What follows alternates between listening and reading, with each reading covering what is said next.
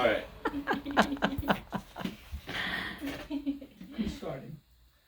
Well, did you have any intentions for this? Anything you'd like to happen here? Anything you know? With us? Yeah. No, but I do want to say that last night I began reading this book about the dying stage, and I really got that this is a big deal. First time.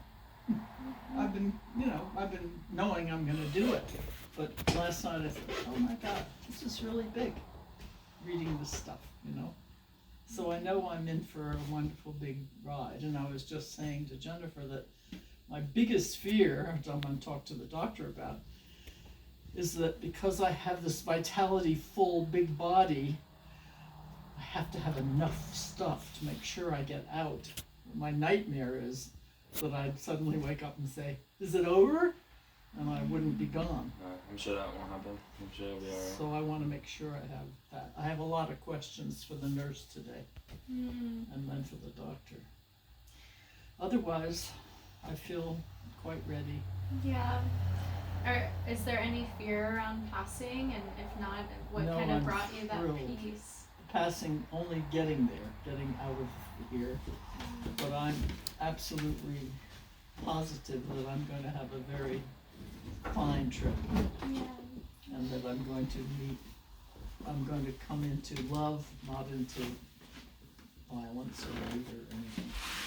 That makes it feel wonderful. Beautiful. Yeah, that feels good. I guess I have a question for you of what has made life worth living the most? What has made life worth living the most? Love. I'll probably cry because I realize that I'm leaving love behind. But I think I'm also going to love. All those people there are over there, and they were loved too. So I'll cry with Liz, she'll cry too. Maybe you'll cry, I don't know. And that's good, that's healthy. And then I'll sail free. It's going to be fine. You're not leaving love behind, right? Not leaving love behind. No. You'll take the love with you, and we'll take the It's all about love. God is love. That's what it is. And I expect to be rolling around in it forever. So it feels right. And going with my body still functioning, if not too well, functioning feels like the safe and good time to go. Because I have this thing going on with my eye, and Lizzie said, oh my God, she thought of stroke, And all I need is a stroke, because then I couldn't do this. So I want to get out of here and healthily. Well, you're leaving behind so much love and all that you've given to your family. So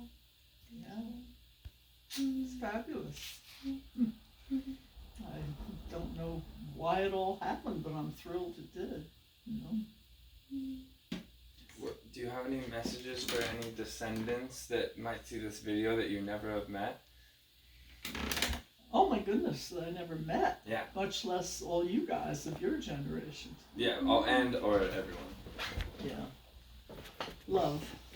I mean, it's all about love, and I'm very thrilled that you're in your love phase there with not only with the woman but also with your faith. That's great. It feels so important. And I hope I don't know my older grandchildren, what they do about that. I want to ask them those questions, Nick was supposed to come. I haven't heard from him, so I don't know. I'm going to write to him today, call him up, do something.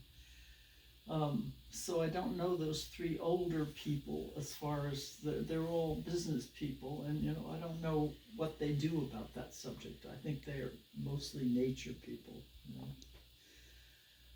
But I'll find out. But I know you three the best, you younger three. And don't know Becca too well, but I feel comfortable with Becca because I think she's on a path. She's got her life figured out pretty well, and she'll do her thing, and that's good. And I feel good that I've released what I was holding about your mom, and all that stuff feels good. I've been racking my brains. Who have I missed? Who have I slandered and I haven't apologized to? Who? And whoever that was, it's in the past so far that I can't. Have you checked into past lives yet? Check past lives. Yeah, all the slandering in past lives too. You gotta go and forgive all that as well. Giving her more work, aren't you? Yeah. I don't know. We'll see what that's about. Wait, so when did you start getting into like the work and all that? Like at what age did you start getting into doing like inner work and inner healing and meditation? What age did that all come in? I was given spirit by my Norwegian grandparents because they were Jesus lovers and they were just dear loving people, and we always prayed together, and we had a box with Bible quotes, and we always got to have one at the end of every meal and read it. Even before I could read, I had that. So I started out with that, and with my other grandfather, with nature. He took me into the woods every week, once a week. And I have such a vivid memory of it all. Amazing. I just feel that age. I was 4, 5, 6 maybe. And we would walk on pine needles this thick, in woods, and I had a dog, Donnie, and he would sniff around with us. And there was a hermit in the woods, and my grandfather would always go visit him, and I'd sit there and watch them both. And there was a stream that looked like it ran uphill, and Donnie and I would put our faces in the water, and I would eat the fresh, what's in the water? Greens. Anyway, I would chew on these leaves, and then we would take this walk through the pine forest and come out on a meadow, and there was an old, kind of broken down tree fort. I don't know how it got there. There were no houses around, but there was a tree fort with sort of broken down, and Grandpa would let me go up to it and not get on it quite. And then we would walk across that meadow, and the dog was sniffing, and whatever deers were around would run, deer. And I would lie down where a deer had slept that night, all matted down. The grass was about this high, and there was this place, and Grandpa would sit, and I would lie down, and I would feel the ants coming across my legs, and I'd just watch them go through the hairs, whatever hairs I had. And we would talk, and I don't even know what we said. He was the educated, self-educated, and very smart guy, and he's the one that built up 75 stores from New York to Massachusetts. He was a dear man. So I had nature and Jesus, as I was coming up. So that's when it began. It was way back, a long time ago.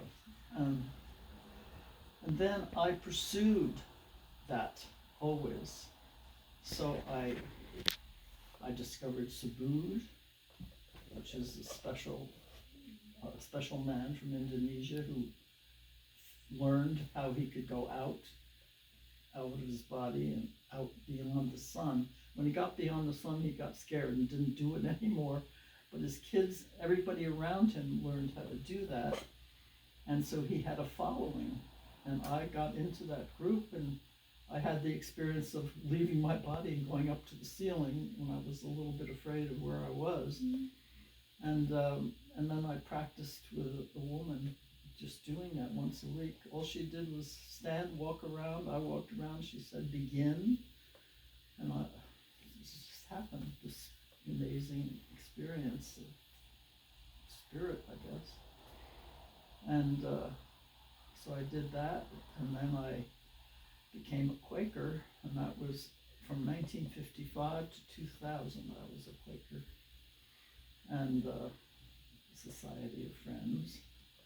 And that was wonderfully educational. That's when I saw Eleanor Roosevelt and so along with the stream of my spirituality came the stream of doing things in the world for people, good people. My grandparents, when they arrived here, my grandmother, when she arrived here, her brother had come first, and he had started an orphan home right on the cliffs in New Jersey. And I went once. I don't remember going often, but my grandparents took me once. They had a meeting there. My grandmother was involved with it too. And they left me in the dining room alone with all the kids there eating. I guess I got fed too. And I remember how strange I felt, You're a bunch of people that don't have mommies and daddies, This is weird, and it's strange and sad. And I remember that experience.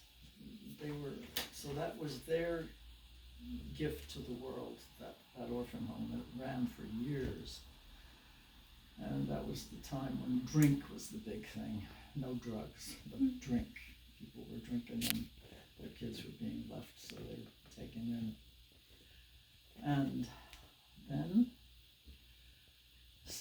Quakerism was very big in my life, and that's where I learned to meditate. Our Sunday service was nothing but silence, and we meditated through the whole thing, which had some funny events because strangers would come in to try it out, and they didn't know what they were getting into, and we didn't have enough material to show them what this was about.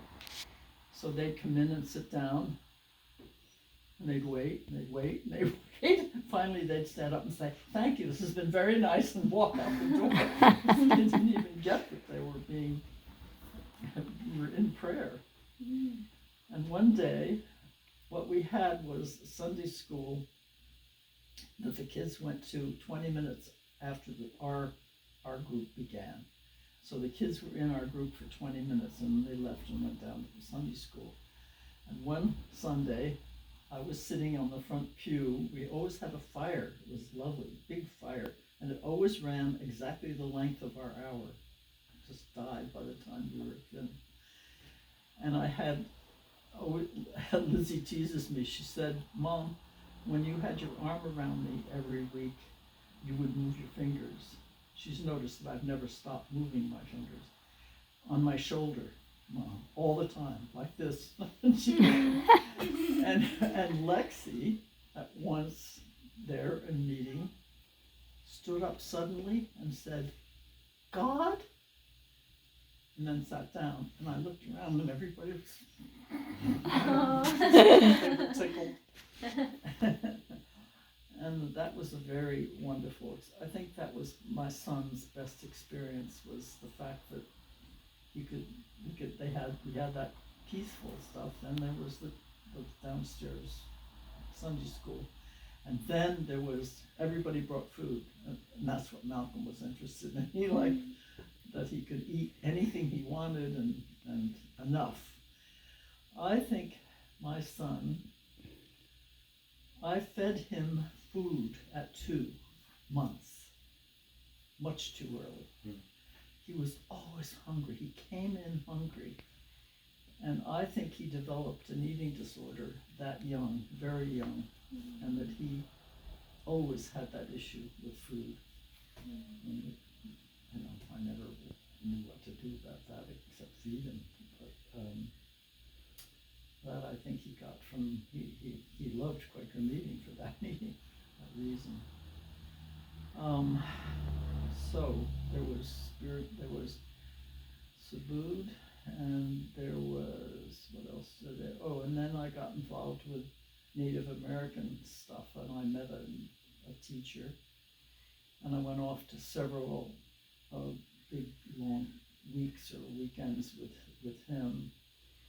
We did things like he made us dig a hole. We all went out separately, and we had to dig a hole in the ground and lie in it in silence in the nighttime. And the creatures would start, coming around, especially bugs. You could feel them all covered. And then I went for a retreat where I was sitting, where we all went off alone. And unfortunately, I picked a spot that I was slightly on a hill, so I was kind of sliding into my sleeping bag a lot. But I went to sleep. But before I went to sleep, I looked up and I just felt a connection. I thought I had started a fire because I felt an energy right up to the moon. It was right up there. And I sat up thinking, did I have a fire? It wasn't. It was something, I don't know what. And I went to sleep, and a poor deer came along and practically landed on me before he realized I was a live body. And he jumped and I jumped. He ran away. He ran away. And I went back to sleep, I think. And, so I stayed there. I stayed there for 2 days. And I went back. You were allowed to come back whenever you felt ready to. And I thought, I don't know what that thing was, and I don't know what the deer was about, but something happened. So I went back home, and I went to another group that had its own building. I walked in, and there on the wall was a picture that I had just experienced. A moon and a beam of light. Wow. I wanted that picture, but I never did get it. But I just decided I have to live with what I knew. So that was, then Sun Bear, that was a wonderful experience with him. So I was always seeking, I was always looking for the next spiritual experience or moment. And I found I had a lot. I had quite a few of them.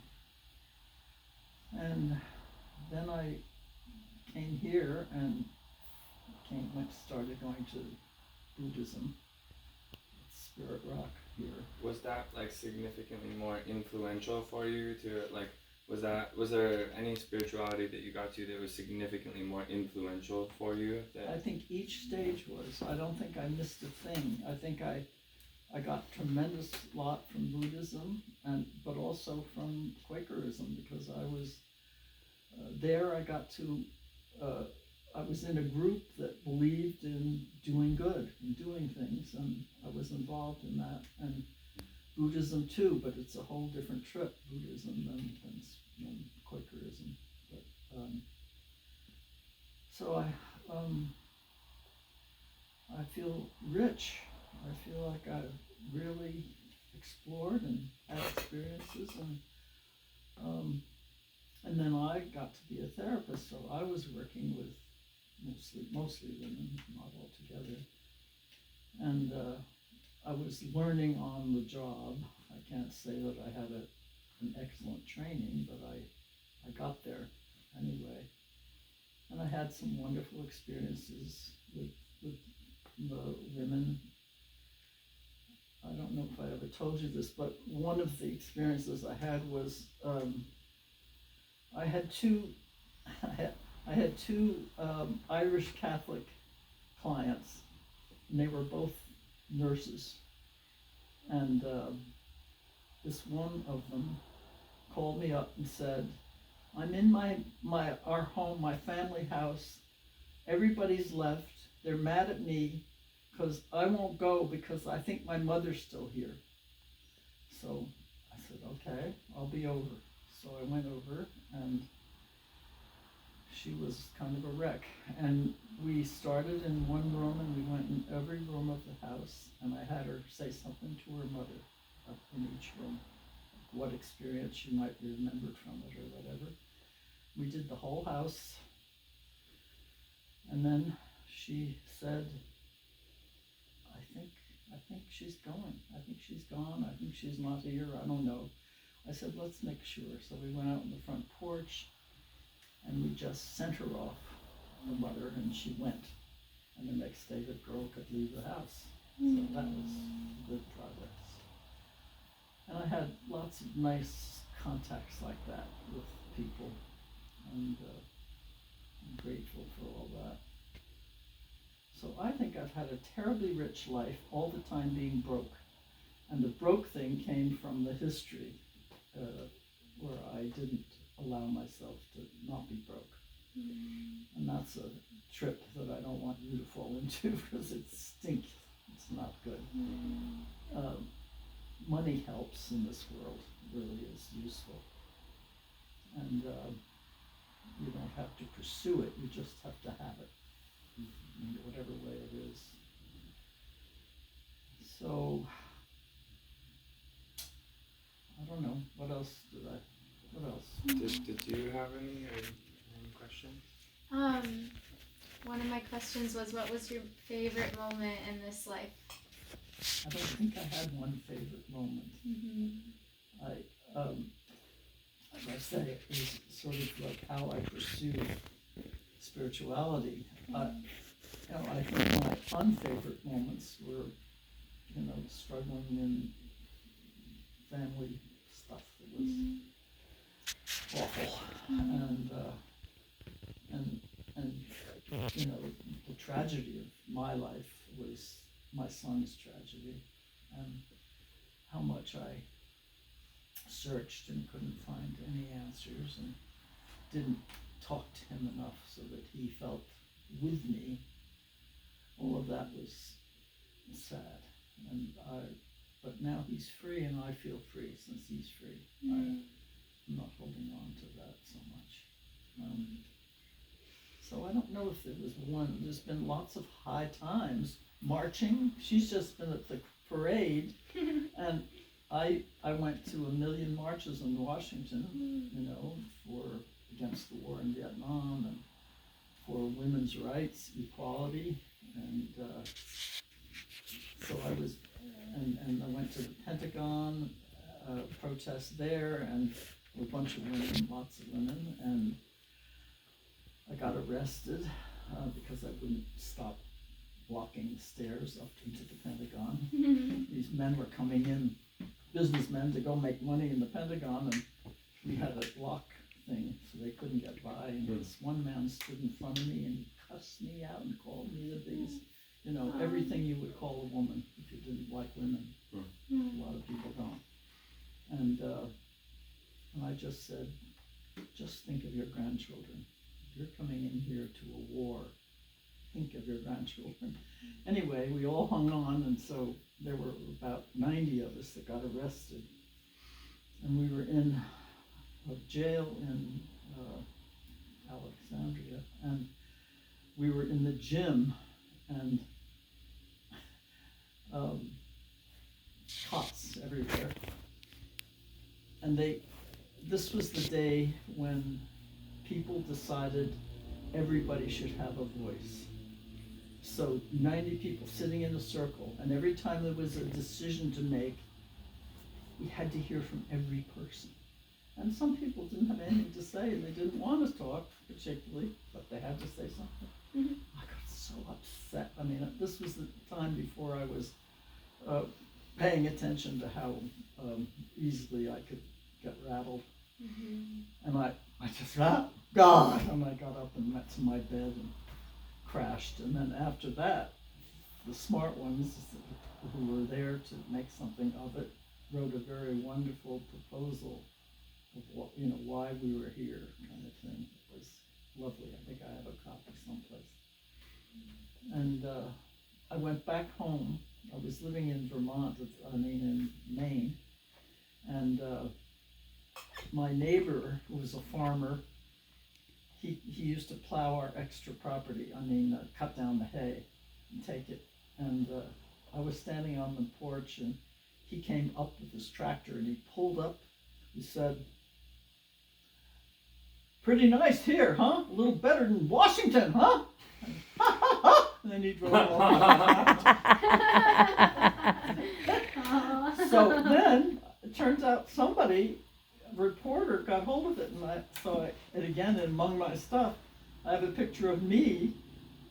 Where they got that, I don't know. And the big story about how I had been protesting at the Pentagon.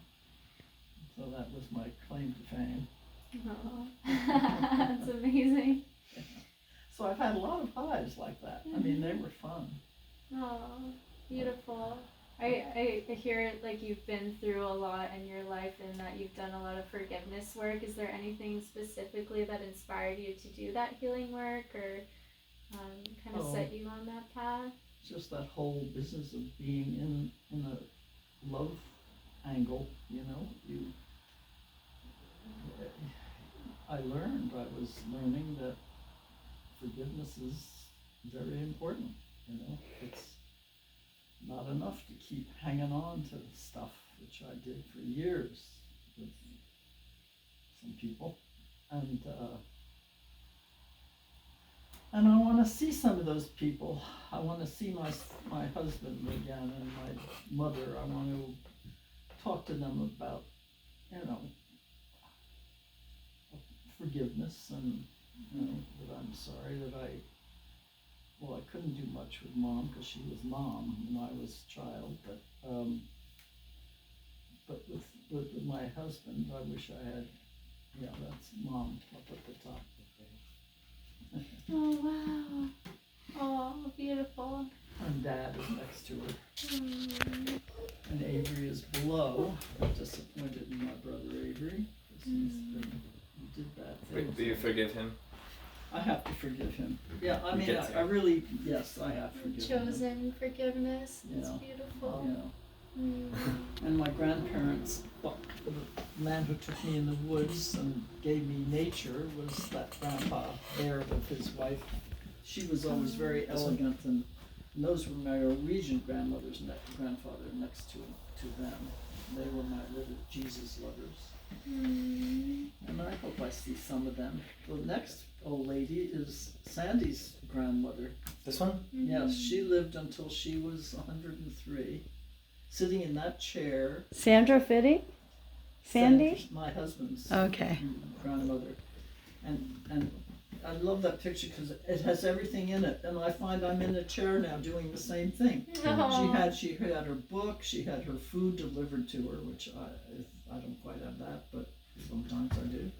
And out the window you can see bird on a bird feeder. She had her birds to look at. And she read a lot.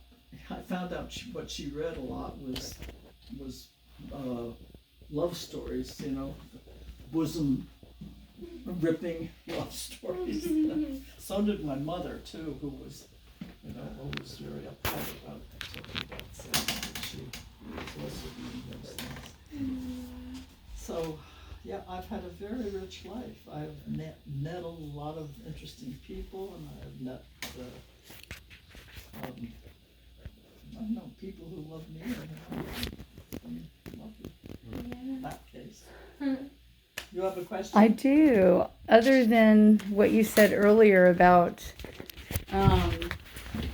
forgiveness and how important that is, and you realize now at this point in your life how important it is there anything else you would share with anybody, your family, us, about what's also really important other than forgiveness?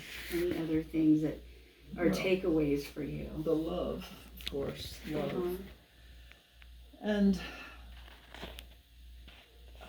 I did it alone. I figured out at a very young age that I wasn't going to get help. I wasn't going to have my mother be available. And so I think I talked to you. Did I talk to you or you? I don't know. About the fact that I made a decision that I had to do it myself. And I carried that into my adult life. And that was, it needed to be checked. And I didn't know enough to check it because I made that such an absolute fact that I never asked for help for anything. I never took any money from the Scots to raise my children. I mean, I really made myself suffer and be poor because I didn't ask for the things I should normally have, and so I'm very big on people looking to see what the heck they decided when they were young and to check it out whether it's still valuable, that when you get to be a grown-up you should be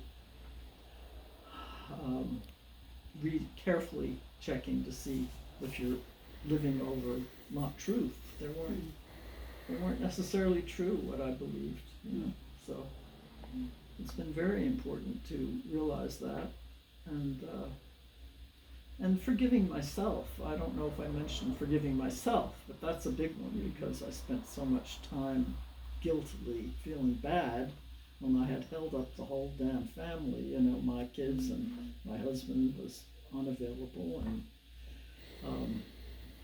I just did it all myself, and I still blamed myself, so letting go of that blame was a big thing, and it's been slow in coming. But I just got that I was 88 before I really got into meditation, even though I meditated with the Buddhists, with the Quakers. But I've had such wonderful experiences with Reggie Ray, my teacher, and feel blessed that the way he does get you into your body. I had never been in my body. I was out of my body my whole life. I was very externalized. Everything was outside. And to get into my body and to feel myself, be in, he leads you, he guides you into being in, you go from being in yourself, with yourself, into nature, into the earth. And you go into the earth and you grow and you get big as the earth, and you're so big then you are beyond, you pop out. And I've been in that amazing place that I think I'm going to of nothingness. And I value that a lot. That was a great, and that started it when I was 88, so I'm glad I lived as long as this to get to that. Wow. Did you ever fear that nothingness, being that nothingness, or was it was always peaceful for you? It was because you leave your ego behind. You're not with your ego. You're simply in space. You're aware. It's more awareness than ego. So there was no really, ego is what makes you scared, but I didn't have that problem. Beautiful. So,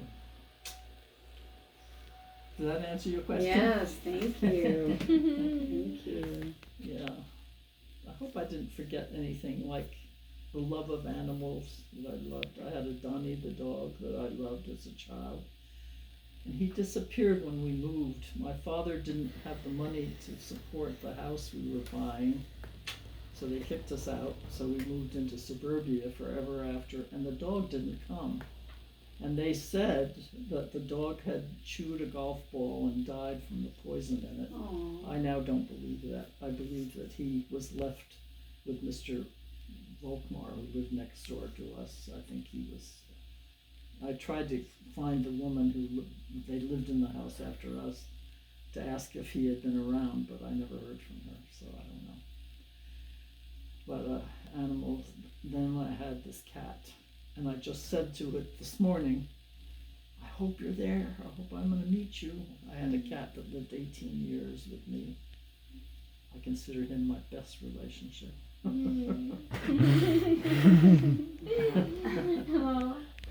And so that was wonderful. I still cry when somebody tells me they lose a pet. I cry with them because I miss that cat. He was wonderful. He was really soul sister or brother of mine. I went up to the woods in Maine. We bought a house up there. My partner didn't like it. Her reaction was, "Where are the Jews?" They weren't up there in Maine. So she didn't come up much. So I had 5 years in that house, and I did so much spiritual stuff up there then. It was fabulous. And the cat was right with me the whole time. It was amazing. I'd go to the woods with my medicine stick, which I still have. Lizzie has it someplace. And I would just meditate in the woods with it. And I watched a leaf drop down, a big leaf went to the ground. No, it was a piece of bark, birch. And I picked it up, and it became very important to me for some reason. I had it on a wall for a long time, and then I finally decided, enough. But it was a very high time. How old were you at that point? Oh, I was 45, maybe, 45. And that was wonderful. I've had some wonderful experiences. And traveling, oh my God, do I love that traveling I did. I mean, walking on the wall was a major experience. And I went to Yugoslavia before it all blew apart. Spent time there. Went to Mexico a couple times. My father and I got divorced in Mexico 40 years after each other, or 50 years. And where else I've been? I've been a lot of places. Europe 5 times. But the trip that was wonderful was going up to Norway and finding my grandmother Boswick's house and my grandfather Boswick's house. They didn't know each other in Norway. They were living maybe 20 miles, 25 miles from each other. And walking in those houses, I just felt my tribal, I'm in my tribe again. It felt so wonderful to make that connection. So that was another very high moment. Wonderful. I was grateful that they let us in to see those houses. I don't know. It's all been an adventure. Because you see, I didn't have the kind of mind that said, like your sister, I'm going to be a teacher. And she just went and did it all. Blah, blah, blah, blah. I didn't have that kind of focus. I was scattered, so I scattered myself into all these wonderful adventures. And I'm grateful for it now, but I didn't get to finish things. Like, I'm a writer. I spent 15 years writing 4 books, a lot of poetry, and they're all very mundane. They're not finished. They're not right. And I'm sad that happened, because I think if I had been more focused and been able to stay with stuff, I would have finished them better, done better with them. Another life. I'm so grateful you've done all these things. And if it wasn't for you, I wouldn't be here. None of us would. Well, at least not in this room. I'd love to read your writing, what you wrote, and even if it's not finished, I'm sure it was beautiful. And well, it's all it's in boxes. It's all going east. It'll be out there somewhere. Somebody. I did ask them to keep the writing. Lizzie is a minimalist. She doesn't like having anything around extra. So I had to seriously say, I want this to stay. Because all I wrote about, it was a therapy for me. All I wrote about was family and, a lot of bad stuff that happened. But I loved that. The 15 years of writing was a really boxed in, lovely time, where I had a writing group that met for 8 years, something like that, together. We struggled over our writing, and everybody wrote a book. And was rich, really rich. Yeah, done a lot. You know, my social worker was sitting here one day, and she'd ask something, and I'd tell her, I'd tell her a story. Oh yeah, I did that, you know. She said, "You've had the biggest life," and it had never occurred to me. And now I see I did have a big life, even while I was sort of flopping around, you know. So I can't complain. It's been okay. Look what the people I produced. Woo! Wonderful. 6 amazing children. Aww. Fabulous. What's one wish that you have for all of those children? Live your lives openly. Talk. Sit down and say, we're going to have this talk now. We're going to figure out what we're doing that isn't right, whatever it takes. Love. Deal with the system. It's a big one. And It's a big system to deal with. especially all the kids these days, they're being extra conditioned with all the being on the phones all day and I'm so social sad media. for them. Nobody reads. I mean, Uma doesn't know a book from a groundhog. No, they're not reading. They're not reading real books. I mean, I can't get into this thing where you just flip. That's not my idea of reading a book. And how did you learn to do that? Read books, you said? What read- is that? You're another one. Yeah. I think I read because I was lonely. I mean, I was an only child. Avery came when I was 7, I think. And so for 7 years, I was in my yard with my dog, alone. Occasionally, I had one friend who used to come and visit, but and then I was a teenager, and it didn't match. Teenage life was so hard for me. I hated it. I think I've been a very divided person, gender-wise. I've been only comfortable really in men's clothes. I liked my overalls and I liked my t-shirts, and I don't. I think if the trans people had been around, I might have been tempted a little bit, you know, to look into that, because I think I was pretty divided, male, female, because my mother would say, "You're just like your father," who was a man, and my father would say, he would say, "You're my daughter." I was a replacement for his daughter who died in the first marriage. And I knew that I was a replacement.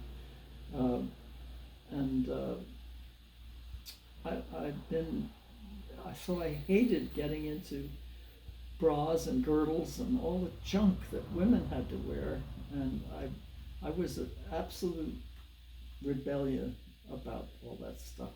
I wore t-shirts into high school when all the girls were wearing training bras, and I said, "What am I training? I don't have anything there." So I would wear a t-shirt, and then they'd all tease me. An undershirt, not a t-shirt, an undershirt. So that was a hard time. I really had a lot of really tough things that I dealt with, and I did it alone, and I didn't do it well always, I thought going into a closet to kiss a boy because the bottle spun and it landed on me was not my idea of fun. I didn't enjoy any of that.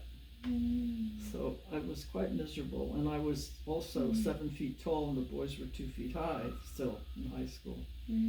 So they'd ask me to dance, and they'd try to pull me, and where they landed was up my 9 breasts. I wouldn't let them get near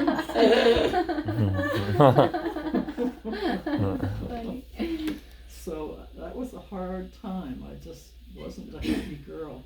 I remember how unhappy I was. I got a date. I had a boyfriend at one point. He was a nice guy, but was so naive, and because we never asked questions or talked, he came home. He came to visit me, and he said, "My father croaked today," and I thought that meant threw up. So I said, "Oh, that's too bad." And I think we ended our relationship pretty much on that, because he's telling me his father died, and I'm saying, "Oh." Right. Oh, wow. So why are you telling me he threw up? Who cares? You know, but he had died, and but you know, I remember him. He was nice. We danced cheek to cheek because he was tall. He was my height. No. But it was not a fun time. I didn't love that. Well, do you notice a big difference with how things are now with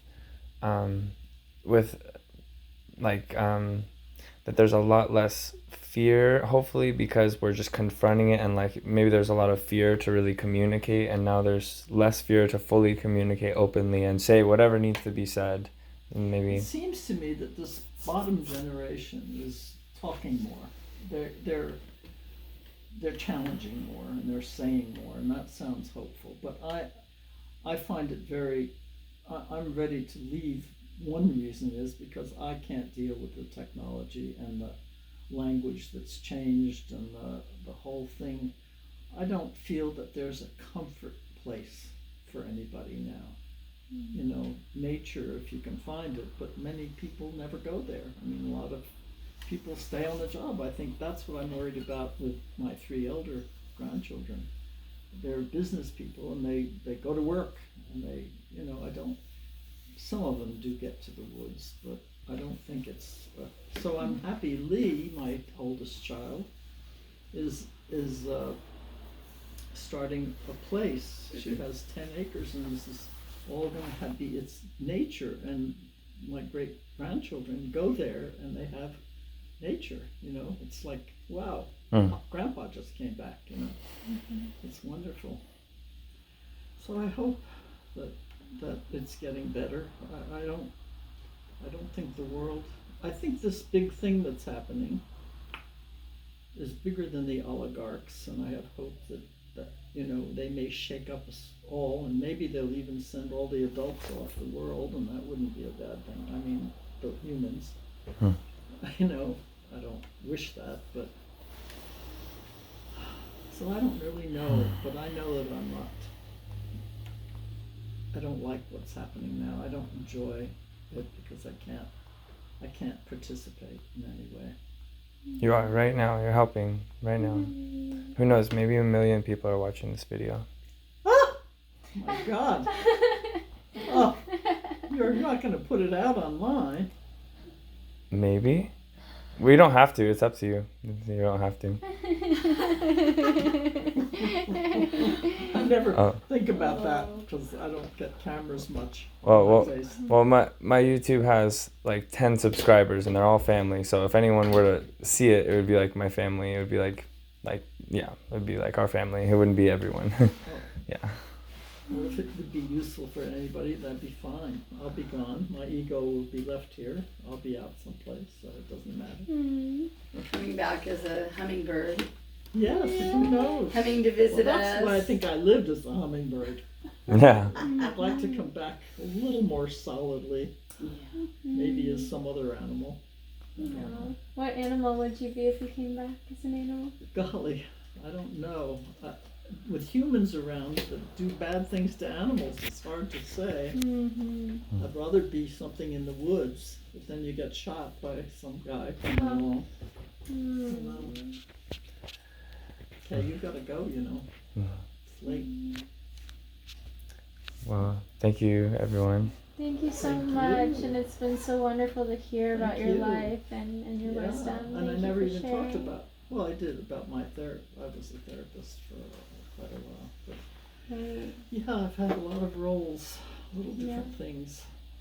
It's been good. It's been good. The legend. Yes. Here we are with the legend, Omi. Legend Omi Linny. When I die, it'll be a legend because the stories will begin to get bigger and bigger. Yeah, right.